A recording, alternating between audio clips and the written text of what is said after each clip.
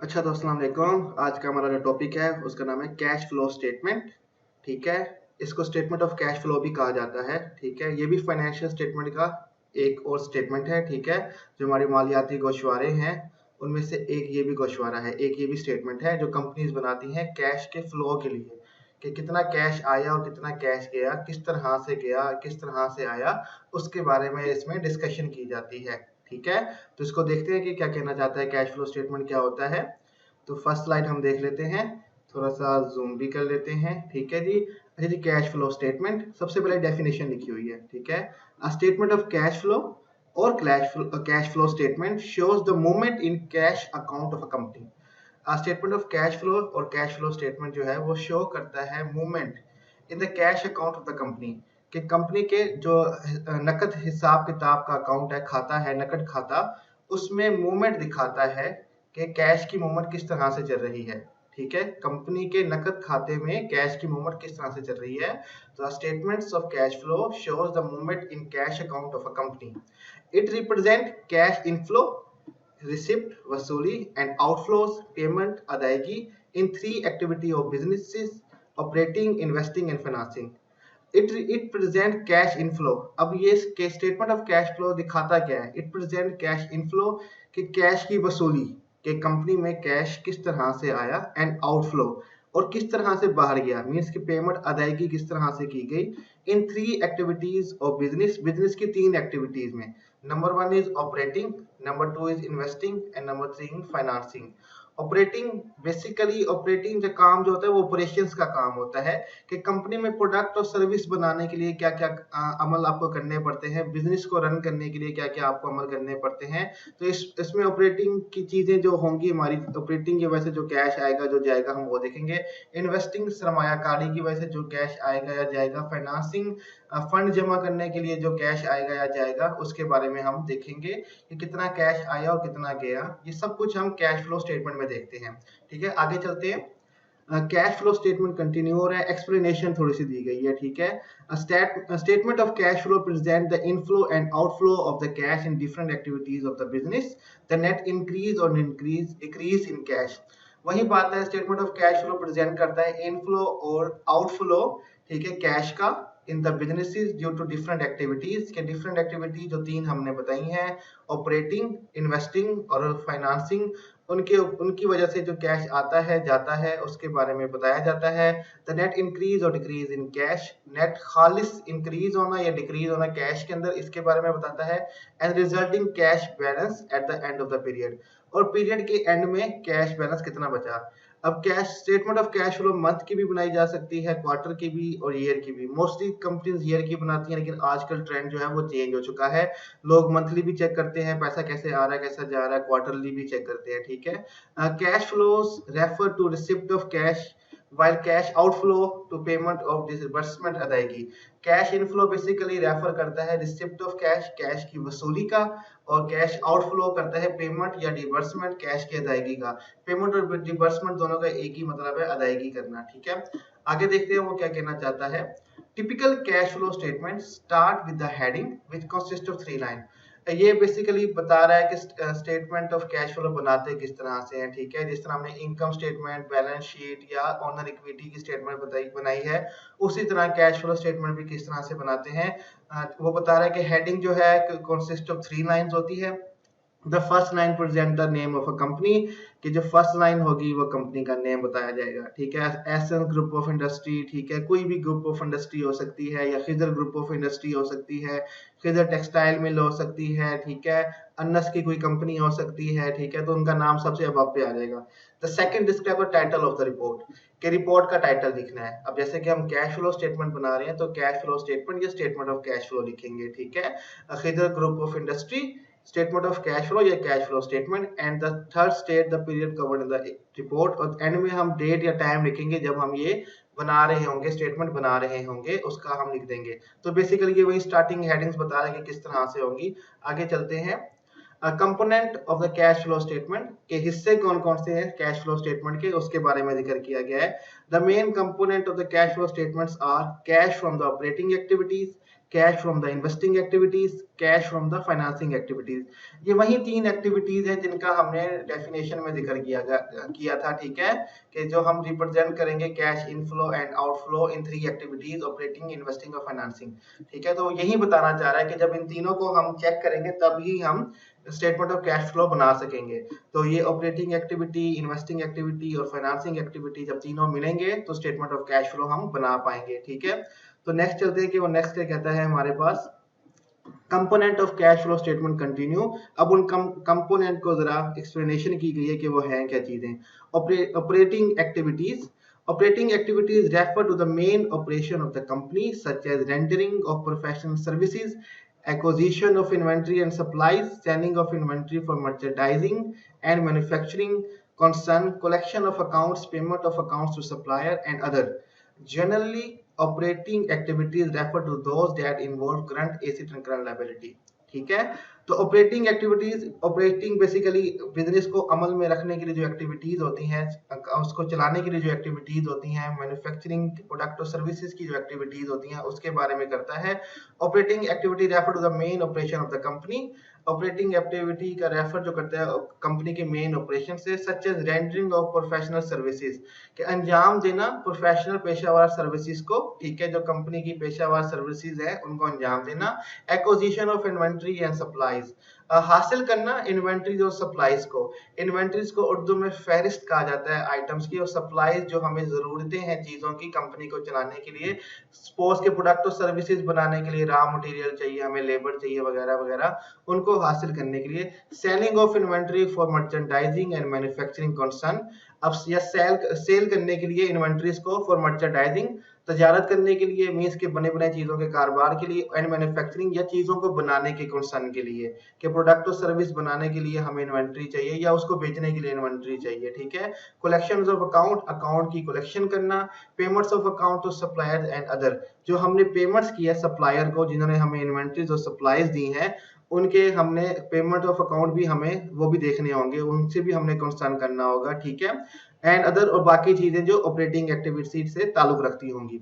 Generally operating activities refer to those that involve current asset and current liability. Operating activity का general ताल्लुक जो है वो current asset या करंट लायबिलिटी के साथ होगा। मींस के हम ऑपरेटिंग एक्टिविटीज में देखेंगे कि जो ऑपरेशंस के काम हैं, इस तरह हम इनकम स्टेटमेंट में ऑपरेटिंग एक्सपेंस के बारे में लिखते हैं, सिमिलर हम यहाँ पे भी लिखेंगे ऑपरेटिंग एक्सपेंस कितने थे और उनकी वजह से हमारे पास पैसा कितना आया, ठीक है। Simple is that. मींस कि अगर हमने ये इन्वेंटरी और सप्लाईज खरीदी हैं तो हमने इनको बेची भी तो हैं, तो उनसे पैसे भी आएगा हमें। तो हम देखेंगे ऑपरेटिंग एक्टिविटीज की वजह से कितना कैश हमारे पास आया और कितना कैश हमसे गया।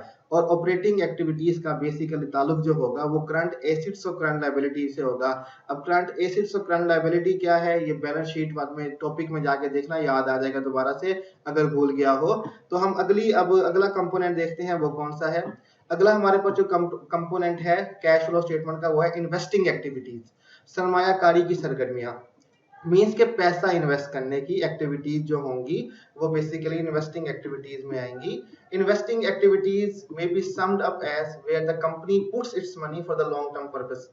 अब इसको इन्वेस्टिंग एक्टिविटीज को हम इस तरह सम अप करेंगे जहां पे कंपनी अपना पैसा इन्वेस्ट करती है for the long term purposes. Means कि ये नॉन करंट एसेट के लिए होगा। करंट एसेट तो वो होते हैं जो विद इन 1 ईयर कैश में कन्वर्ट हो जाए। अब नॉन करंट एसेट्स के लिए यानी कि लॉन्ग टर्म पर्पसेस के लिए जो लोग पैसा जो इन्वेस्ट किया जाए उसको हम इन्वेस्टिंग एक्टिविटीज कहेंगे।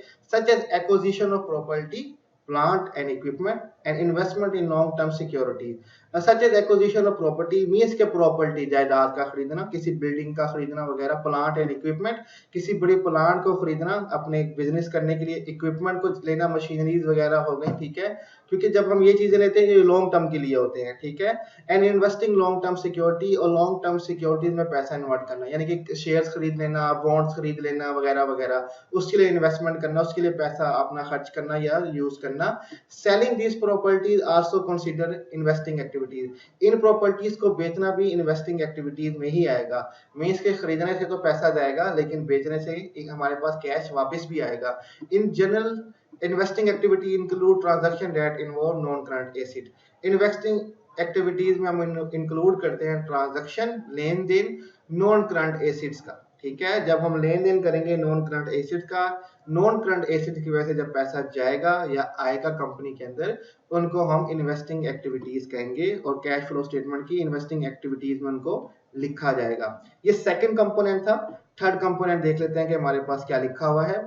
थर्ड कंपोनेंट है फाइनेंसिंग एक्टिविटीज, माली सरगर्मियां।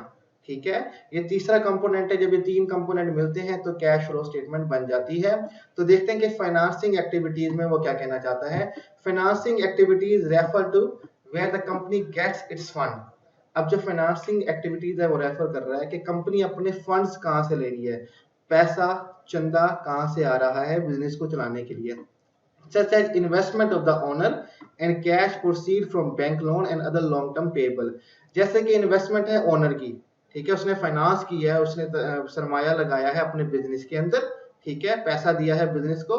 And cash proceed from bank loan, या कैश आपने बैंक से लोन के तौर पे लिया है। And other long term payable, या किसी और जगह से पैसा लिया जो आपने लॉन्ग टर्म पेएबल करना है, कि मीन्स के आपने लंबे अरसे बाद उसको वाजिबात को अदा करना है। ठीक है, the payments of such item withdrawal of owner and payment of loan, चाहे ओनर विथड्रॉ करता है पैसा या लोन चुकाता है, ठीक है, जो उसने पैसा लिया था बैंक से उसके लोन को चुकाने का।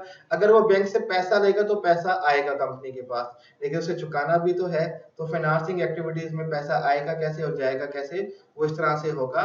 तो the payment of such item withdrawal of owner and the payment of loan are also financing activity. Owner पैसा निकालता है या बैंक को लोन देता है या किसी को पेमेंट करता है लोन्स की, तो वो भी फाइनेंसिंग एक्टिविटीज के अंदर ही आएगा। Generally financing activity include those that affect non current liability and capital. अब जो फाइनेंसिंग एक्टिविटीज हैं वो इंक्लूड करती हैं, जिस पे असरअंदाज होता है वो है non current liability and capital. जो नॉन करंट लायबिलिटी है, लॉन्ग टर्म जो हमारी लायबिलिटीज हैं जिनको विद इन 1 ईयर हमने पे नहीं करना, वो, और कैपिटल सरमाए के ऊपर जो है इसका ताल्लुक होता है हमारी फाइनेंसिंग एक्टिविटीज का। तो बेसिकली तीन एक्टिविटीज है। ऑपरेटिंग एक्टिविटीज कि कंपनी को चलाने के लिए जो पैसा आया और गया उसके बारे में। उसके बाद हमारे पास है पड़ी इन्वेस्टिंग एक्टिविटीज, जिसमें हमने सरमाया लगाया नॉन करंट एसेट्स के ऊपर, ठीक है, प्रॉपर्टी प्लांट्स इक्विपमेंट, ठीक है, investment of long term securities वगैरह इसके ऊपर, ठीक है। आपके पास थर्ड आ जाता है फाइनेंसिंग एक्टिविटीज के पैसा कहां से आया कंपनी को चलाने के लिए, या ओनर ने दिया, बैंक से लोन लिया या लॉन्ग टर्म पेएबल किसी से उधार ले लिया, तो वो फिर चुकाया या ना चुकाया, पैसा किस तरह आया फिर किस तरह चुकाया, इसकी जो लेन देन होगी, जो पैसा आया कंपनी में जो गया, वो फाइनेंसिंग एक्टिविटीज में आ जाएगा। इन तीनों को जब हम हिसाब किताब करेंगे तो हमारे पास कैश फ्लो स्टेटमेंट आ जाती है किसी भी कंपनी की। ठीक है, आई होप यहाँ तक समझ आ गया होगा, कोई इश्यू नहीं होगा किसी को।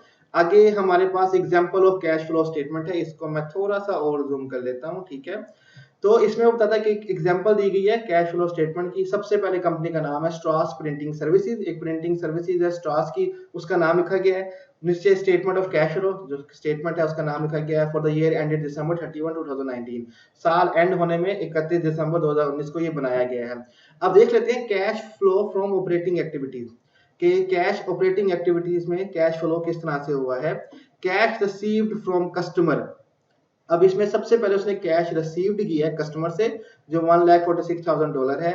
फिर कैश पेड फॉर एक्सपेंसेस, अब ऑपरेटिंग एक्सपेंसेस जो भी हुए होंगे, चाहे वो रेंट का हो, चाहे वो लेबर का हो, चाहे वो सैलरी का हो, चाहे वो इन्वेंटरी का हो, चाहे वो सप्लाईज का हो, उसका उसने एक्सपेंस लिख दिया है 81,000। एंड कैश पे टू सप्लायर, और जो सप्लायर को कैश हमने दिया है उसको उसने अलग से लिखा है 47,500। तो जितना पैसा आया और कितना गया, जो जाएगा उसको हम माइनस कर लेंगे जो पैसा हमारे पास आया। ठीक है, जो कैश इनफ्लो है उसको हम कंपनी के अकाउंट में ऐड करेंगे और जो कैश आउटफ्लो है उसको हम माइनस कर लेंगे। तो माइनस के लिए हम दोनों तरफ ब्रैकेट लगाते हैं। तो हमारे पास जो पैसा आया था कैश रिसीव फ्रॉम कस्टमर, यानी कि हमने कस्टमर को सर्विस दी प्रिंटर की, तो हमारे पास 1,46,000 आ गया। लेकिन उसके लिए हमें कुछ एक्सपेंस भी थे, कंपनी अब प्रिंट की सर्विस देती है तो उसके बाद लोग काम करने के लिए होंगे, मशीनरी जो कुछ भी उसने रेंट वेंट भरा होगा, लेबर को दिया होगा या कोई पुर्जा नया लगाया होगा, जो भी होगा उसका एक्सपेंस, उस सप्लायर से जो उसने चीजें मंगवाई होंगी काम करने के लिए उसका एक्सपेंस उसने ऐड करके माइनस किया।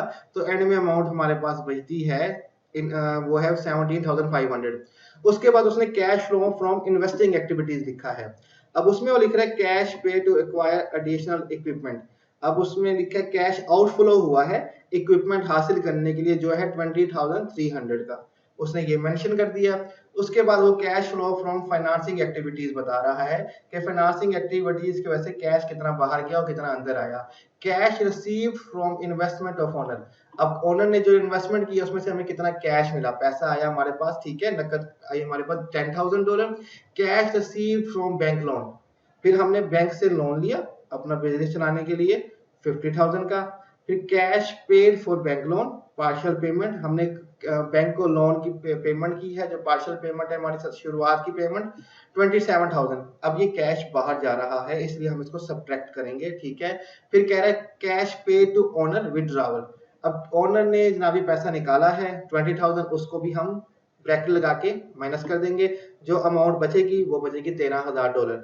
जब 13,000 को और 17,500 को हम ऐड कर लेंगे, उसमें से हम माइनस कर देंगे $20,300, जो अमाउंट हमारे पास बचेगी वो एंड में होगी 10,200, ठीक है। नेट इंक्रीज और decrease in cash flow for the year 10,200, तो ये हमारे पास अमाउंट एंड में बच गई। हमने जब देखा हमारी ऑपरेटिंग एक्टिविटीज से कितना पैसा आया और कितना गया, इन्वेस्टिंग एक्टिविटीज में से कितना पैसा आया कितना गया, और फाइनेंसिंग एक्टिविटीज से कितना पैसा आया कितना गया, हमने प्लस माइनस करके जो हमारे पास लास्ट अमाउंट निकली वो निकली हमारे पास 10,200। नीचे उसने ऐड कैश किया जनवरी 1 2019, जनवरी 1 को 2019 के उसके पास कुछ कैश पड़ा था। ये जब आपको क्वेश्चन दिया जाएगा उसमें लिखा हुआ होगा कि जनवरी 1 2019 को उसके पास कुछ कैश पड़ा था पहले से ही, जो 10,800 था। जब उसको हमने जमा किया तो कैश दिसंबर 31 2019 के एंड में जो कंपनी के पास कैश पड़ा है वो है $21,000, ठीक है। वो ये बताना चाह रहा है कि कैश कितना पड़ा है हमारे पास। तो इस तरह से हम कैश इनफ्लो और आउटफ्लो बना देते हैं, तो कैश फ्लो स्टेटमेंट हमारी कंप्लीट हो जाती है। तो बेसिकली 3 कंपोनेंट है, तो इनको जानना बहुत जरूरी है। हमारी ऑपरेटिंग एक्टिविटीज, हमारी फाइनेंशियल, हमारी इन्वेस्टिंग एक्टिविटी, ये 3 एक्टिविटीज को जानना बहुत जरूरी है। इनके बगैर कैश फ्लो स्टेटमेंट या statement of cash flow complete नहीं हो सकती। एग्जांपल भी आपको बता दी है, क्वेश्चन अगर इरादा बना तो कर लेंगे इसके, वरना थ्योरी तो लाजमी करनी है, ठीक है। बाकी अगर क्वेश्चन का मूड बना तो नेक्स्ट लेक्चर जो होगा वो क्वेश्चंस के ऊपर होगा कि इसके सॉल्व किस तरह से करते हैं, वरना हम नेक्स्ट टॉपिक पे चलेंगे। बाकी कोई भी क्वेश्चन हो तो मुझसे पूछ सकते हो व्हाट्सएप वगैरह पे भी, ठीक है। तो बस आज के लेक्चर यहीं पे हम खत्म करते हैं। ओके फिर सबको अल्लाह हाफिज।